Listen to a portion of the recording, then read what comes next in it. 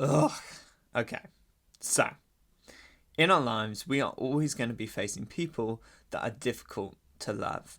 Disliking and hatred is a lack of love towards the other people. And that comes from us as much as it comes from them.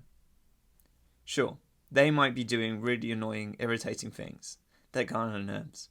But it is up to us whether we show them love. It's up to us whether we love them. And the first thing to say is I really understand that this is not easy. I have come across people in my life that I found really difficult to get along with.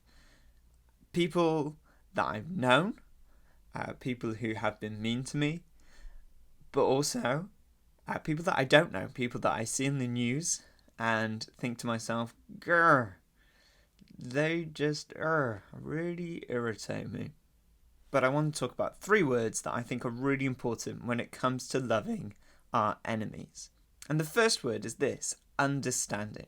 A lot of our lack of love comes from a lack of understanding. We don't really understand where the other person is coming from. We don't really understand what's behind their behaviour, what is causing them to act in such a horrible way or in such a difficult, annoying way. Often it's attention. They are deprived of attention. They need attention from people. They don't get it anywhere else. And therefore it's one form of being noticed. Or it might be that they are being bullied themselves. And therefore, in order to gain a sense of power, they feel like they need to have power over you or power over other people. They might be going through a really rough time at home, and therefore they're not being shown love from anyone else. Now, it's also important to say that just because there's reasons behind the behaviour does not make the behaviour okay. Physical violence, verbal abuse, mean words, mean insults are never okay. But understanding what other people are going through can help us know how to love them better. The second word I want to talk about is forgiveness. This is a thing that comes up time and time again, and that's because it's at the heart of the Christian message. Forgiveness. We need to forgive one another. And the problem is when people are mean to us or have said mean things to us, they can stick to us and we can have them almost as a label or as a scar on us, on our heart. And we replay those moments again and again in our heads, and that's not good for us. And what happens if we don't forgive the other person is that just builds up and we become trapped ourselves. We become like trapped in this prison of resentment or of bitterness or of anger, and it causes us to behave in ways that aren't very nice to other people too.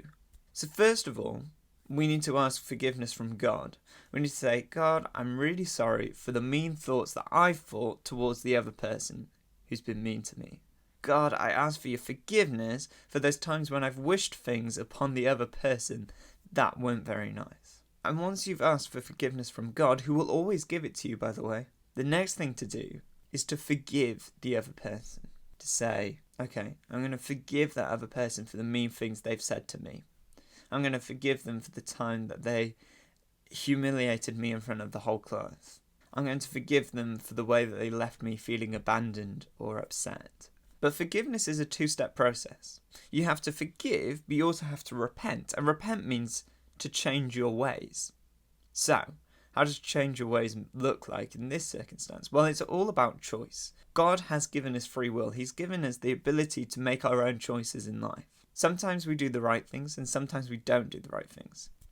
But we always have a choice to do the right thing. We always have a choice between showing someone love and not showing them love. And of course, this is what we've been looking at, is that we should always try and love other people.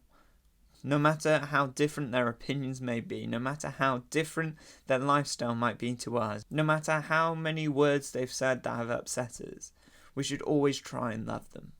There's this phrase called killing them with kindness, which is where you just keep loving people. No matter how mean they are to you, you just respond with love. And you know what? It's really hard to be mean to someone when they're just loving you. If you were trying to insult someone and say, you're really ugly and you have no friends, and they reply going, you are so beautiful, and I just love your laughter and the way that you smile.